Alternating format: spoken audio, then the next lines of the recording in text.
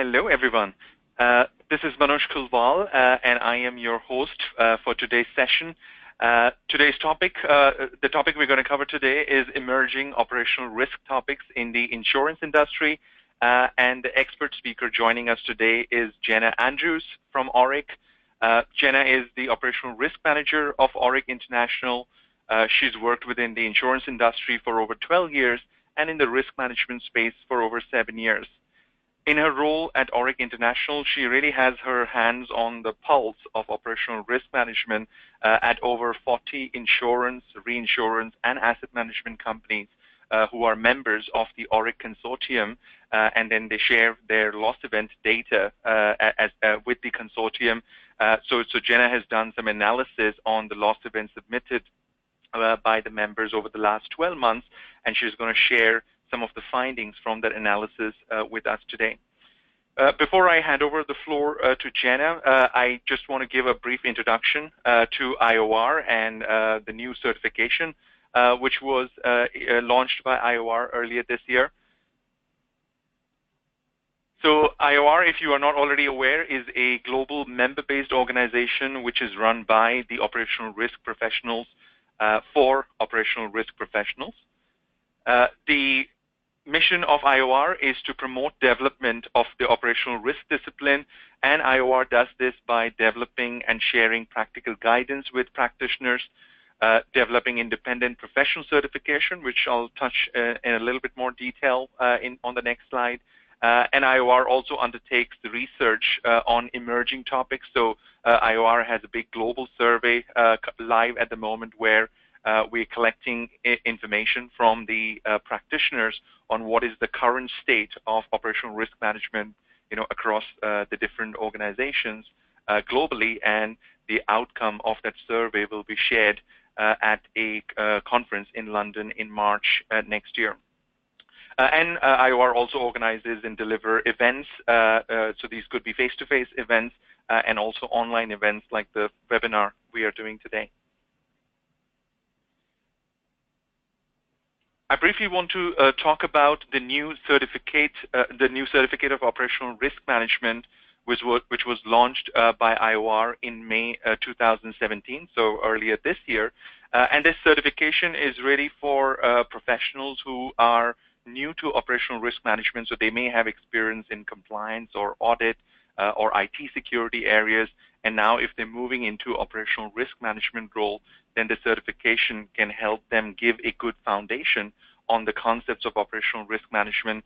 And then, if they pass the exam and earn the certificate, then it also demonstrates, to their current employers, future employers, that they understand the fundamental concepts of operational risk management. It is also suitable for professionals who may have got into operational risk management in the last 3-4 years, but may not have gone through a formal learning of the operational risk concepts. So the certification and the study material which comes with the certification can provide a very structured way to learn about all the foundational concepts of operational risk management. It is accredited by ATHE, which is regulated by Ofqual in the UK. The certificate is equivalent to a level 4 accreditation, which is equivalent to a pre-foundation level degree course in the UK. And it is also equivalent to EQF level 5 within EU. The format of the study is self-study, so you don't have to go for any training courses anywhere. Once you register for the certification, you download the workbook which comes with as part of the certification, and then you can take your time to self-study. And there are lots of concepts discussed. There are many practical exercises discussed within the workbook, which will allow the participating individuals to really understand the concepts of operational risk management. And then once the study is done, and if you're ready to appear for an online exam, then you can register for the online exam. So again, you don't need to go anywhere to appear for the exam. You will need to just meet some requirements in terms of the specification of a computer where you can appear for the exam. And once you pass the exam, then you will get the certification. And the fee for the certification is £550, plus VAT if you're based in UK. And there's more details on the link which is provided on the screen here. And here are some of the chapters which are covered as part of the workbook of around the certification. So it's really all the foundational concepts which any operational risk professional should be familiar with are covered in the workbook across the 9 chapters listed here. So today's session, we will make it into a 50-minute discussion between me and Jenna. So we'll do it into a discussion format where throughout the session, I'll keep asking questions to Jenna, and then you also will get an opportunity to ask questions to Jenna, where you can post your questions in the question area in the webinar panel. And then if your question is related to the topic Jenna is discussing at that point in time, then I'll ask the question on your behalf. But if your question is more generic, then I'll just leave the question towards the end of the session. So we'll try to leave you some time towards the end to cover any additional questions you may have. And then if you're interested in the slides and recording, okay, I see a small typo there on the slides. So the slides and recording will be available in the members area on the IOR website. So while the webinar is free for anyone, the slides and the recording of all the webinars are only available to the IOR members. So if you're not an IOR member, that's one more reason for you to join IOR as a member.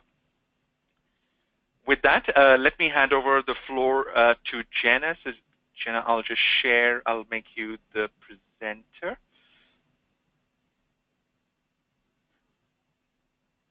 Okay, so Jenna, let me know if you're able to share your screen. Yes, I think that's sharing now. Yep, we see your slide. Fantastic. Excellent. Thank you, Manoj. Thank you, and good afternoon, everybody. I'm very pleased to be joining this session today to discuss the topic of operational risk trends.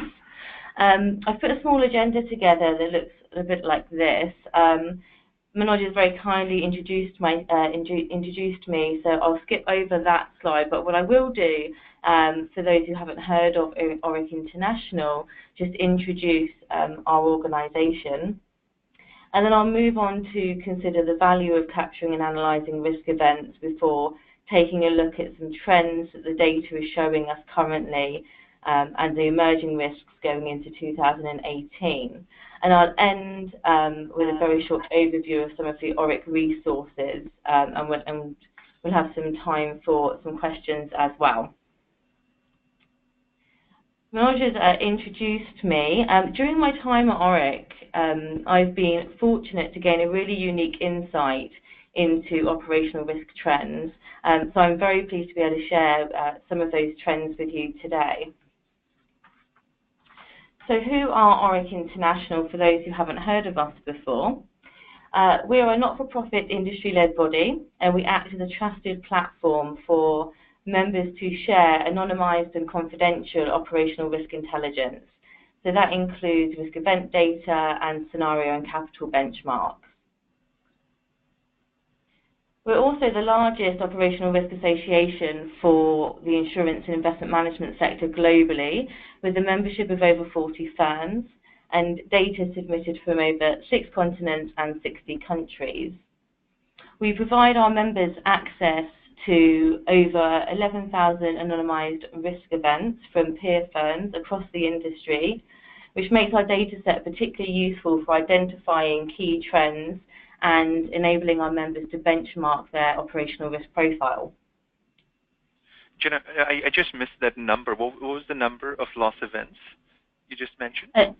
It's just reaching over 11,000. Oh, wow. Okay. Okay. And this is over a period of last 6 years, 5 years? We've been collecting data since 2005. Oh, fantastic. Okay. Thank you for that. Lovely, no worries. So the services available to our members are underpinned by 5 key elements, and we use these elements to ensure that as an organisation, we help our members to add business value through operational risk processes, enhance their internal risk culture and the risk culture of the industry as a whole, increase the capacity of our members' operational risk functions by providing practical tools and support, provide the operational risk professionals within our membership the knowledge and opportunity to develop and enhance their own careers, and also strengthen our members' credibility through the use of external benchmarking. And finally, on this side, our team of in-house experts are able to deliver powerful insights that simply wouldn't be able to be obtained independently, thus supporting robust management and measurement of operational risk within our member firms. And we also share a lot of our research with regulators also in order to play a key role in defining and enhancing industry standards around the world. So we'll start with a bit of the meat of today's topic, and I just kind of wanted to have a quick overview of the value of risk events and some work that ORIC's done in this area. Every year without fail, the insurance and asset management sector endures large operational risk losses. And as an example, the largest single loss reported to ORIC in the last 12 months was circa 85 million GBP from an incorrect money transfer resulting purely from process inefficiencies. The total gross loss in the last 12 months has been around 580 million from 1,146 reported risk events. So that's from quarter for the last 12 months. So firms need to be able to... Just for clarification, so when you say the loss amount, is this the gross loss amount or the net loss amount after any recoveries? That's the gross loss amount. It's a gross loss amount. Okay, thank you. Yeah. So with those types of figures, it's understandable that firms need to be able to protect themselves against the unknown or unforeseen, as these losses can have both a sizable impact on the company's P&L, and further to that, they also need to ensure that you've considered the full extent of potential operational risk exposures in order to hold sufficient operational risk capital to protect the firm from adverse circumstances. And recording incidences where risks have crystallised can assist firms in better understanding their own exposures. So in 2013, ORIC International undertook a research study in conjunction with Oliver Wyman, in which we interviewed 28 ORIC member firms and 4 other companies from other sectors, oil and gas, aviation, as comparators. And the purpose of that research was to identify the risk event best practices. And one of the key findings was that firms that place a strong focus on risk event reporting, analysis and learning are able to actively reduce their operational risk exposures. So the firms that are able to do that typically exhibit 4 main characteristics.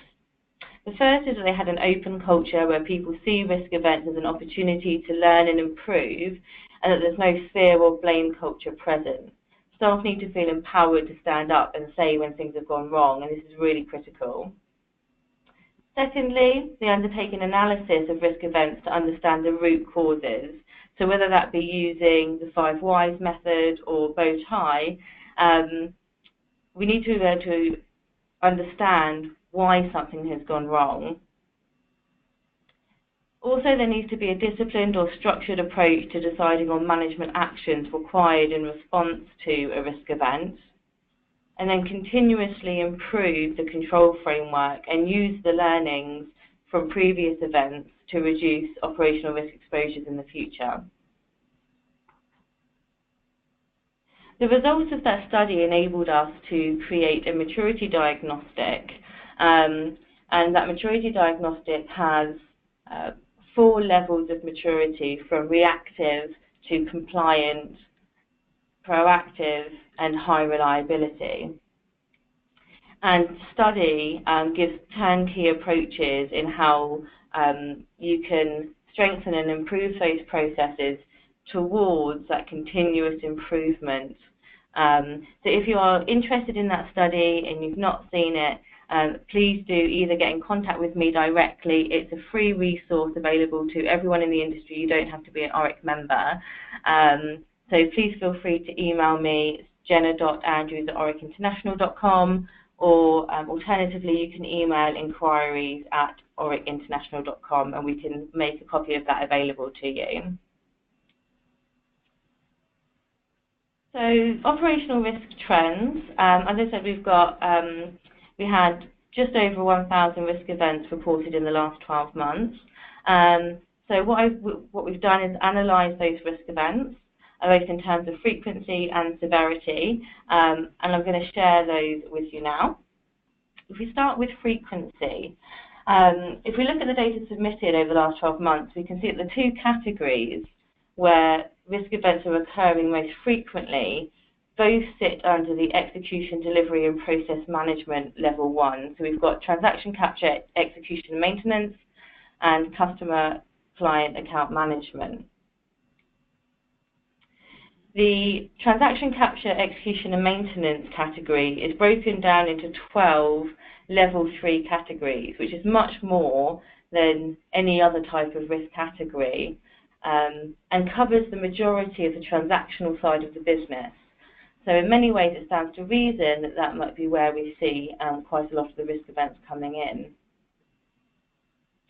The second category, customer and client account management, also covers things like incorrect payments, either to the wrong customer or the wrong payment amount, and the processes that support those processes. So those are the two main categories. What we'll look at next is what level 3 risk categories are driving those numbers. Yeah. And Jenna, is there a minimum threshold that you get your members to report? So, or do they report all the losses? So does that frequency incorporate all the losses, or only losses above a certain threshold? Yeah, we have a mandatory reporting threshold of 10,000 GBP. However, optionally, our members are able to submit under that threshold. So many of our members do submit everything, and this includes everything from 0 upwards. So looking at the level 3 breakdown for transaction capture and execution and maintenance, we can see that the majority of the risk events are occurring as a result of errors made in administrating and processing investments. And this would cover things like placing late trades, not executing trades as instructed, box movements, and things like that. Now, the main root causes that were reported in the investment administration processing category were process design and human error. The other two categories there are very similar: the incorrect application of charges and incorrect pricing or incorrect unit allocation. And this covers things like paying wrong commission amounts or pricing insurance policies incorrectly. And for both of those categories, the main causes of those risk events reported were inadequate software. So that could be inaccuracies in the coding, insufficient testing, or legacy system issues.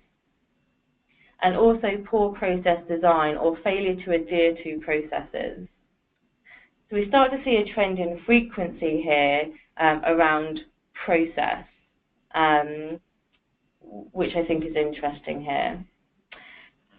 Also on this slide, we've got the level 3 categories for customer and client account management. And we can see that the vast majority, kind of 70%, are incorrect payment to customer and clients. Right, which was the surprise for me when I sort of first saw that, Jenna, that there is so many transactions where involving clients where incorrect payments have been made, and then also the second highest one is payment to incorrect clients. So is that expected, or is that unusual over the last 12 months? Those two particular categories. The incorrect payment to customer and clients isn't a new or an emerging trend. This is a consistent source of loss, I would say, over a longer period. We see a consistent trend. Yeah. The main causes of those types of loss, the main two causes, tend to be human error based and failure to adhere to process also. So I think there's a question here around ensuring that firms have the appropriate oversight, monitoring, sign-off procedures in place around payments. I think what's happened historically, and when we come on to look at severity, the incorrect payment and incorrect payments doesn't really feature in terms of the largest severity. So they're high volume, low severity, which means they are potentially slightly going under the radar. However, in aggregate over several years, if a firm does have a process issue or does have a human error issue, which is resulting in multiple small incorrect payments over an extended amount of time, that aggregate loss could be relatively severe. So I think firms could be using this type of analysis to really kick the tires of their own control environment. Okay. In terms of severity, we'll note that the same two categories are shown as having suffered the highest amount of gross loss over the last 12 months, but by far the biggest is the transaction capture and execution and maintenance, which in some ways is to be expected. We've got a higher frequency of risk events in that category. Higher frequency equals more losses, can equal a higher severity. However, what's interesting... This is the total severity, right, Jenna? So this is the total gross loss amount of all the loss events in the transaction capture category. Over the last 12 months, yes. Over the last 12 months, yeah. And then the biggest one, the 85 million, is in that category. So out of the 461, there's one loss event, which was the biggest one you mentioned earlier. Yes, absolutely.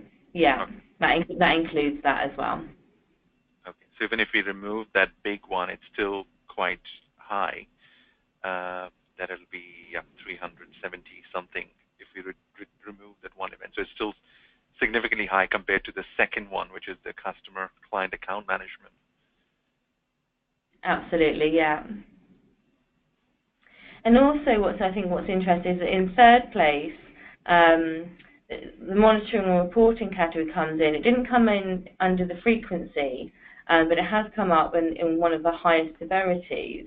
I think one of the reasons for that could be that this category covers things like financial misstatements, and quite often our members will report financial misstatement, the amount of the financial misstatement as its gross loss or as its potential gross loss. So that could be what's driving that number.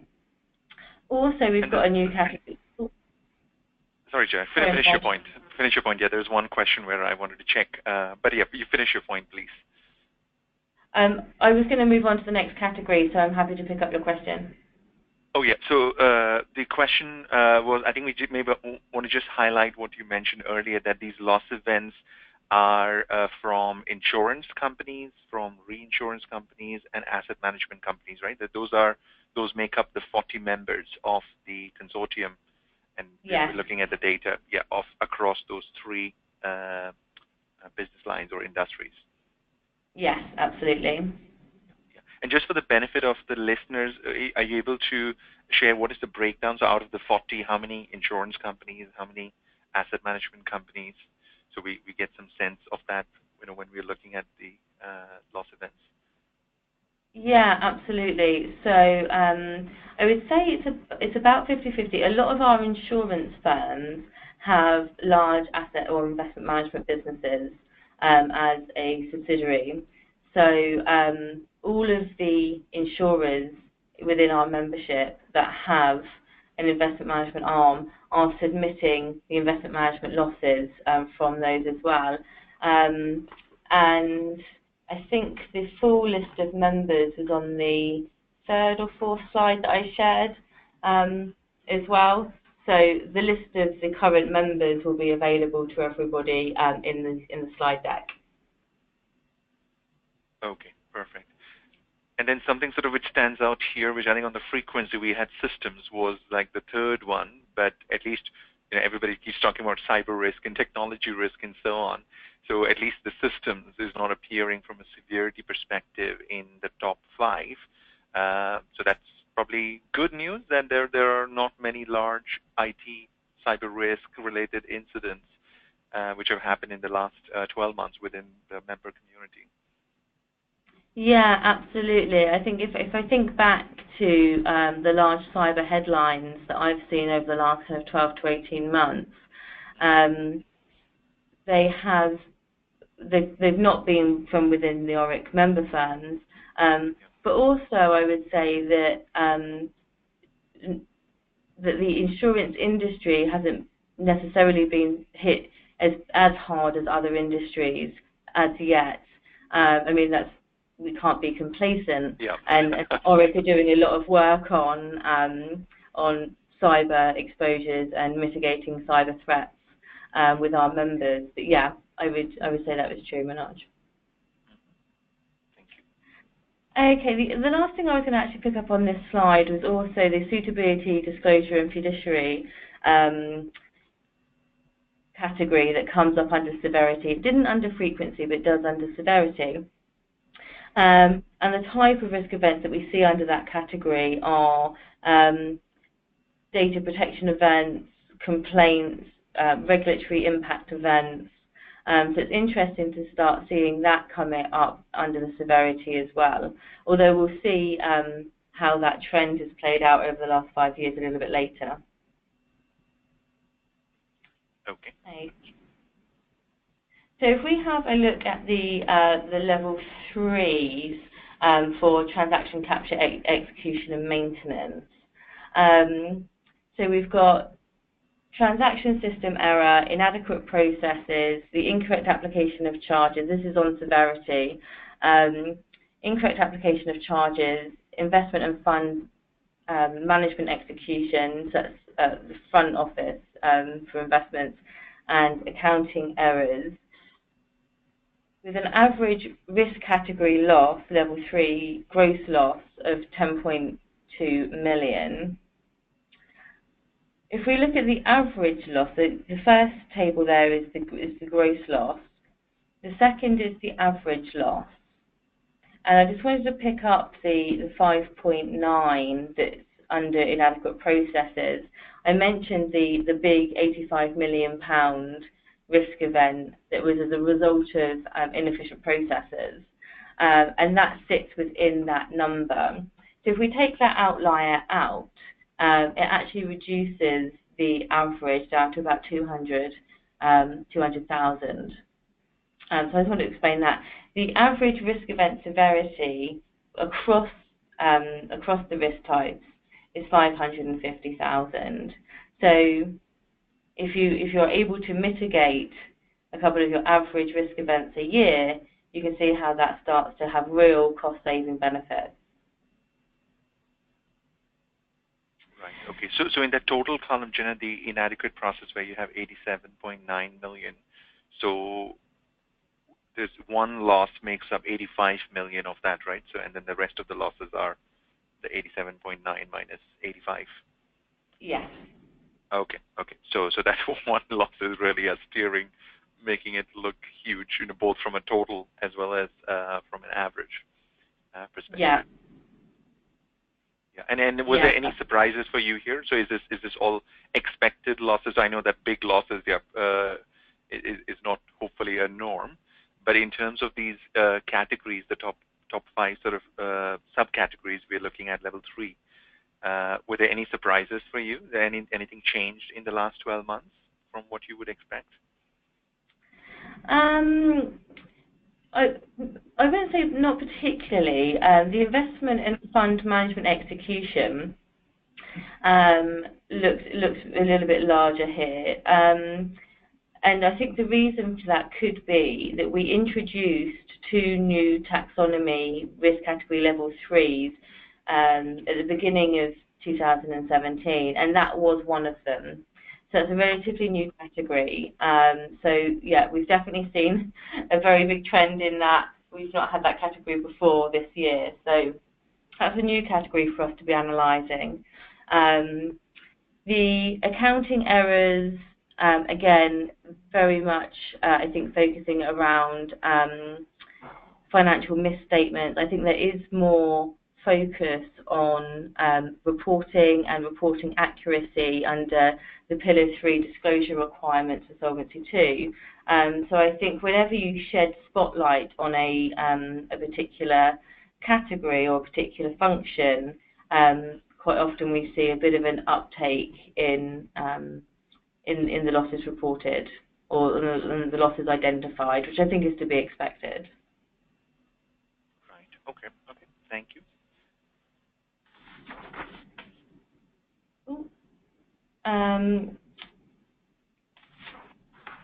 Lovely. I was going to mention. What's going on here? Yeah, okay, Jenna. There's one more question before we go from an audience. So, transaction system error, is that a system error or processing error, which could link to either people or process? So, maybe around the cause that I think you capture the causes, right? That was it related to human failure or process failure? So, do you have any more color you can add on the transaction system error level 3 category? Yes, absolutely. The two main causes, and I mean the biggest cause, 98% of the risk events reported under this category stated the same cause, and it was inadequate software. So coding inaccuracies, poor design, a lack of testing or inadequate testing, or legacy systems, or system migration quite often as well. So that really makes up the majority of the causes for the transaction system error category. 1% was around training and competency, but the vast majority was around inadequate software. Okay, so it's a technology-related cause behind all of those. Yeah. Okay. Yeah, absolutely. And in terms of the inadequate processes, 97% came down to process design. I think it's interesting to note that in terms of the severity, the causes across all 5 of these actually seem to be very weighted towards human error and process failure. And from speaking with our members, I know that many of our member firms are currently focusing on process enhancement and strengthening the control environment around key processes. And I think that what we'll see is that approach will result in a decrease in severity, but that will take some time for those process changes and enhancements to embed.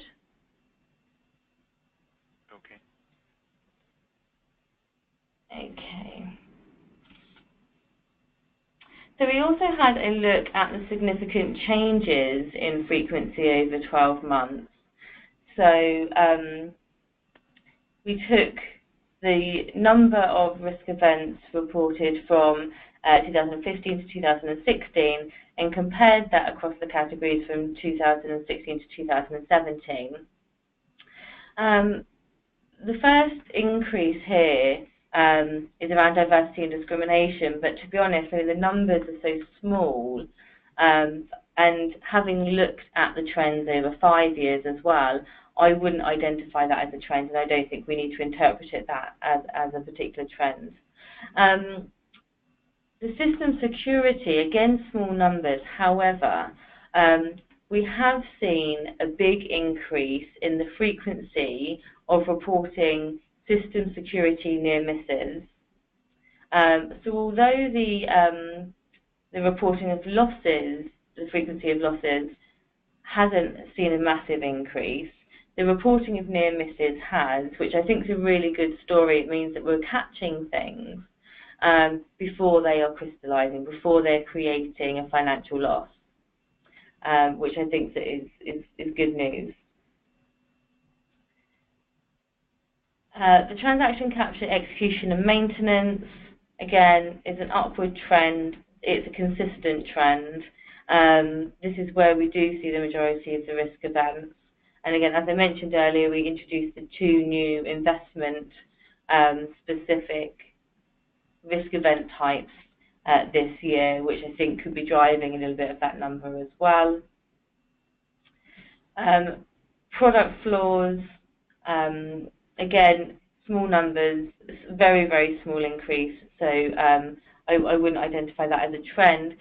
Vendors, however, vendors and suppliers, I would, and this is a trend that we'll see coming through the 5-year trend as well. There has been an increase. I think there's a lot more focus on the operational risk exposures that firms have through their supply chain and through third-party risk management as well. And I'll come on a little bit later to explain about some of the work that ORIC's been doing with our members in that space as well. In relation to the decreases, you'll note the top 3 there, improper business and market practices, unauthorised activity, and selection, sponsorship and exposure, all relate to conduct compliance, or conduct and compliance. And I think this can be explained by the focus on compliance since the big mis-selling headlines of 2008 and since then. I think that focus has meant that there are much better control environments in place, and we're definitely seeing that reflected in the decrease in the frequency of risk events in those categories.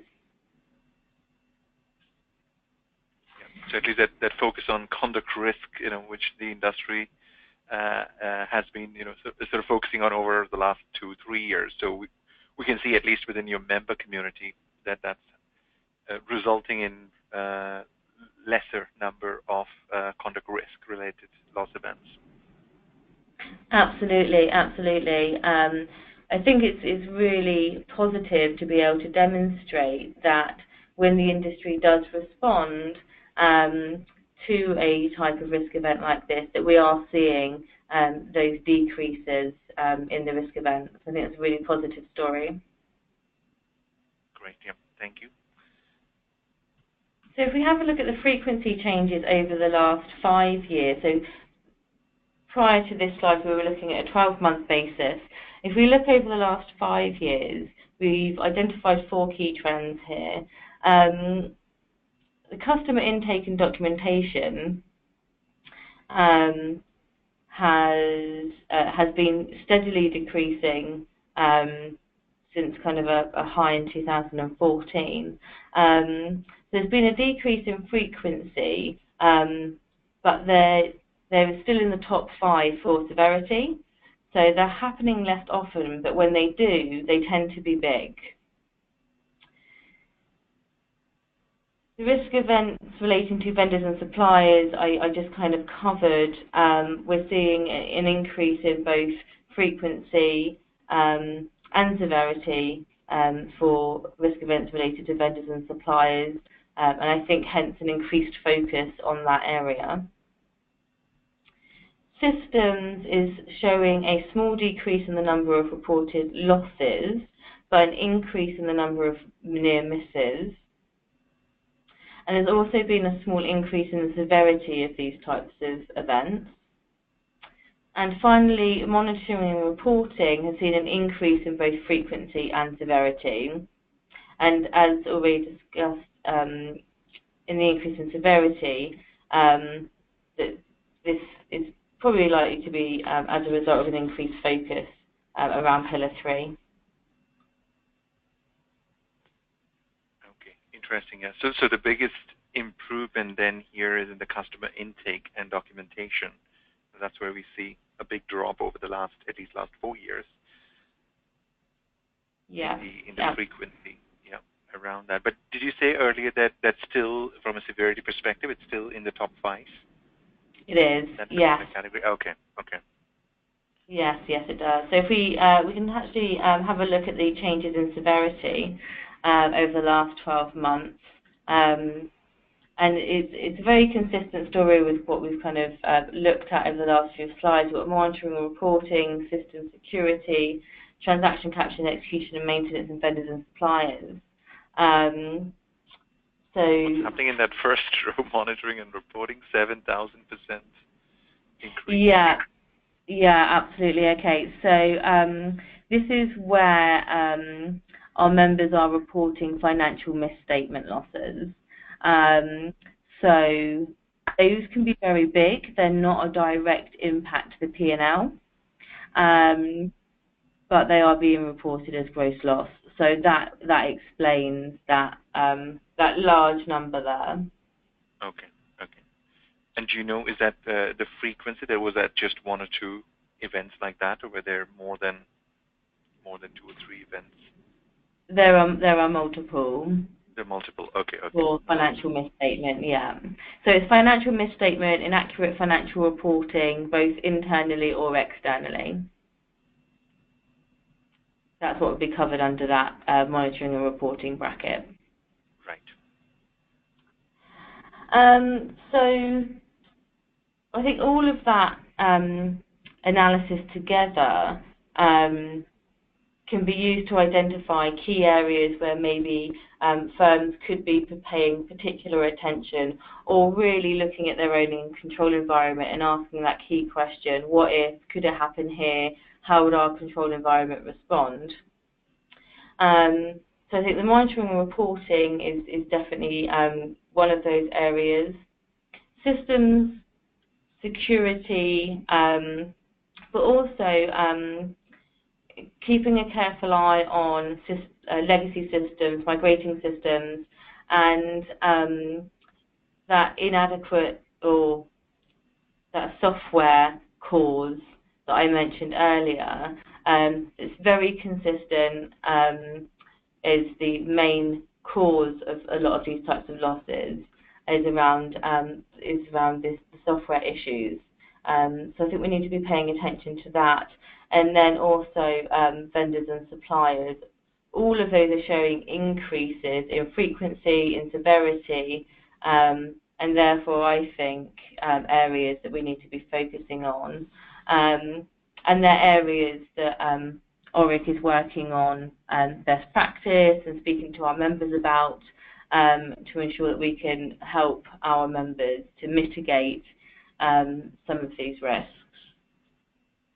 And is there any more color, Jane, around this system, around system security, because it was not in the top 5 from a severity perspective, but it's here from an increase. So that overall the loss amount have increased. So are these the low frequency, high severity type of losses? Is what that system security is covering? Yes, absolutely. So we haven't had any very large system security losses coming through. They are high frequency, low severity currently. Also, we're doing a lot of work as a consortium and as a membership on cyber exposure, cyber threats, and system security. And like I mentioned earlier, I think when you shed a spotlight on something, you do start to see something more clearly. And I think that we will continue to see an increase in system security events coming through, either as near misses or as losses. Okay. Lovely. Okay. And the next slide, I just kind of wanted to, and this is kind of separate to the analysis, but I wanted to have a little think about what the top risks are on the radar for firms in the next 12 months. And these 5 have come out of discussions that we've been having with our members around their top risks for the next year, also things that member firms are concerned about, and the emerging risk work that ORIC's been undertaking with its members. ORIC is in the process of building and will be launching in 2018 a new emerging risk database and analytics tool. And so I've used some of the research that we've done to support that work to come up with these top 5. So cyber has been high on the agenda for a couple of years now, and will continue to be going into 2018, I think. We've got regulatory and geopolitical risks, so with Brexit looming on the horizon, I think that will continue to stay near the top of the agenda.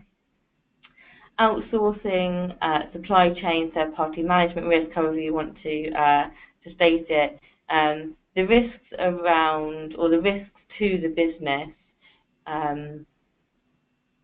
through third parties will continue to be on the radar for the next 12 months, and also conduct risk. I think quite a lot of the categories that we've looked at today across frequency and severity can be tied back into conduct risk, and a lot of the causes that we're seeing for the risk event types that we're seeing can be also related to conduct. So I think that will stay on the agenda also. Okay, so no surprises there, right? I mean, that's what generally is getting discussed in the media and at the different conferences, so on. So I think that aligns, or it confirms what we generally hear with the practitioners. Yeah, absolutely. And it also aligns with the work that Oric International are going to be doing in 2018. So in terms of cyber, we are launching a new cyber risk event service. That service is specific to the capture and the collection and analysis of cyber threats in the insurance and investment management industry. We've been working over the last 12 to 18 months with the European CRO Forum to help define and to agree a common language for cyber across the business. That includes things like a common language across IT, risk management, data protection, and ensuring that everybody's on the same page. So that service will launch in 2018. If anybody's interested, again, please do get in touch with me. That service will be open to the industry as well as Oric membership. Third-party risk management, Oric International has a working group. We've recently done a piece of work with McKinsey looking at the common practice or current practices in helping to manage third-party risk. And the work, there was a white paper actually launched the beginning of this week presenting those results. We also have a working group that is going to continue to meet throughout 2018 to take that work forward and to enhance that work. And then the Emerging Risk Database and Benchmarking tool for our members, that is a member-only tool that we will be launching in early 2018 also. So if any of that is of interest, please do let me know. So just a question, Jenna, on the last one, the Emerging Risk Database. So is that where the members would share what are some of the new types of risks they are expecting to see or starting to see, and that is what will be shared? Yes, absolutely. In an anonymized way, our members are sharing with us the emerging risks that they're identifying. We also have an agreed assessment metrics for the timescale, impact, and velocity of those particular emerging risks. So we're very excited to be launching it. It's not something that I've seen in the industry before, and I think it will be really useful for our members to be able to share those insights and to learn from each other. Excellent. Yeah, thank you very much. Okay. I was just going to end on some key benefits or the key resources that ORIC uses to be able to create analysis like this, to be able to share analysis like this, but also the tools that we use to support our members in general with regards to operational risk. So it's split into 3 pillars. The risk intelligence pillar is probably what's the most relevant for today. So we have it's actually now over 11,000 anonymised risk events from our members. They are reported quarterly to us, all totally anonymised, but validated against the ORIC standards, so that we can be sure about the consistency of the data quality in that data set. We also have over 20,000 risk events from the public domain, which is a complementary database to our consortium data. We also have scenario assessments, key risk indicators, specifications, and a scaled data set as well. And the types of analytics that we're providing to our members on an ongoing basis are things like there's a detailed quarterly report that identifies trends like this that is sent to our members on a quarterly basis. We also have inbuilt analytics on our platform, so that this type of analytics is available at a touch of a button for our members. And we also have things like personalized notifications and alerts, so the system can tell you when a risk event of a certain type has occurred. You would put in your parameters, your interests, and the system will notify you when risk events occur. And there's other work around taxonomies and industry risk profiles as well. So again, I mean, if anybody is interested in investigating how we could help you more, what resources are available, what analytics are available at ORIC, please do let me know. Thank you. And so I put my email address and telephone number on there for anyone who would like to get in touch. And I'm hoping we've got some questions. Excellent. Yeah, so we do have one question, and then if you have other questions, yeah, please post those into the question panel, and then I'll ask those questions to Jenna. So one question we have, Jenna, I think which you've touched a little bit, but it'll be good to get a slightly more a broader picture on that. So question is, how do you think the increasing digitization of our industry will influence the profile of op risk events? So I think you've talked about that the cyber sort of risk is a big focus, but then technology may be sort of broader than just cyber risk. So is there a sort of more broader response to that?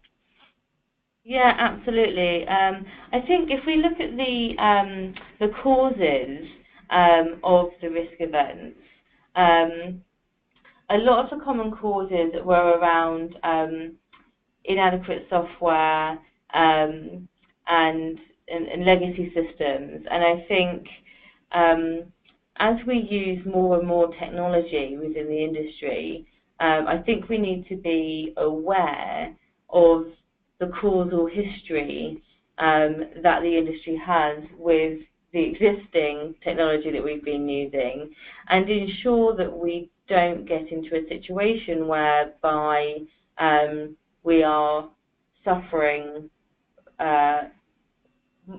more risk events at the hands of technology. I think there's a benefits case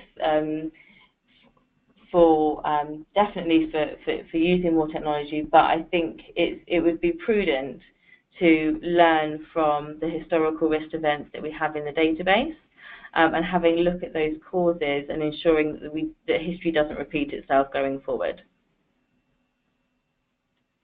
Okay. Thank you. Yeah, thank you very much, Jenna. So some of the key takeaways then I think for me are the conduct risks. So I think that's where the focus, because the industry is focused on conduct risk. So we've definitely seen in the last 12 months a decrease in the frequency and severity around the conduct-related operational risk events. And then, we keep hearing about cyber and technology type of risk. So at least within your member community, there are not there have not been many. We didn't see sort of security risk in the top 5 in terms of frequency or severity. So it was just in one sort of trend. Yeah, it came out, but overall, it seems your membership community is quite good on managing the security, cyber-related risks. I think what I would probably add to that is that as we start to collect cyber-specific risk events with our new service, it would be interesting to see if the trend is the same in a year's time once we have launched the new cyber risk event collection service. And I think at that point we'll be able to add a lot more colour around that. I think historically firms have found that cyber risk events or system security risk events have not necessarily been reported to operational risk. So I think it's about building those bridges, building the communication between IT and risk management, and I think then we'll get a really good sense of the trends there. And there's one more question, Jenna, about do you publish, so today we've just looked at the trends around the loss events, but of course you have more data about these loss events, in the back end when members submit the data. So does your team analyze and sort of try to figure out some emerging patterns, trends, and publish that and share that with the industry? We do. We have an annual report that we published, I think about 18 months ago, that is available. So that's open source, so I can make that available to people. And I think going into 2018, now that we have over 10,000 risk events, we may look to do some more analysis on what 10,000 risk events tells us.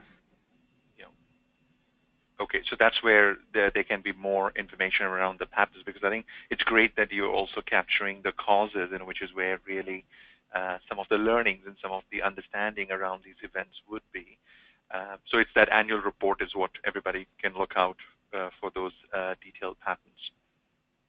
Yeah, absolutely. And in terms of profiling or benchmarking the risk profile against causes, against risk categories, we do a lot of that work with our members as well. So some of it is open source, but the really detailed stuff you need to be a member for. Okay. Excellent. So let's see, maybe we take one more question. So, so there's a question on, do we run the risk of overstating cyber risks? Because the event loss experience we saw today, doesn't seem to match the media hype. So is it justified, the amount of focus we have in the media on cyber risk, according to you? Yes, I think it is. As I kind of said earlier, I don't think we've been seeing the full picture when it comes to cyber-related risk events historically. I think that historically cyber has been kept in a bit of an IT silo. So as we start to break down to build those bridges and to get operational risk professionals talking to IT professionals and us all understanding the same language when it comes to cyber. And also one of the things that we found in building the new service is the thresholds that we would want to collect for cyber risk events are different. The nature of cyber risk events is different to other types of risk events. So I think, do I think it's overstated? No. I think it's important to stay prudent, and I think that once we've got more cyber data, which we will have in a year's time, that would be a really good time to answer that question in more detail, I think. Okay. And that brings us, to the end of the session. So, Jenna, thank you very much for coming and sharing this information, and I hope we can make this into an annual thing where you can come and share these patterns, towards the end of the year with the IOR community. So thank you very much for the session. So just to remind everybody, the next webinar we're going to have is on the topic of calculating cost of managing risk. Which is where we're going to get Gary Pierce from US to come and talk on this topic on 8th of December. And Gary holds a patent, in the US on this topic, on a methodology which allows you to take data from your financial general ledger and then allocate that to the different risk categories, so you can actually track on a monthly, quarterly basis how much money is your organization actually spending on managing different types of risks like cyber risk, conduct risk, financial crime risks, and so on. So that sort of is a very unique, unique sort of theory. And some organizations, at least in Australia, Canada, they're starting to focus on trying to quantify the amount of investment the organization has already put on those topics. So it's also one of those emerging topics. So please do join us on 8th of December for that next webinar. And thank you very much for attending today and staying with us for the hour.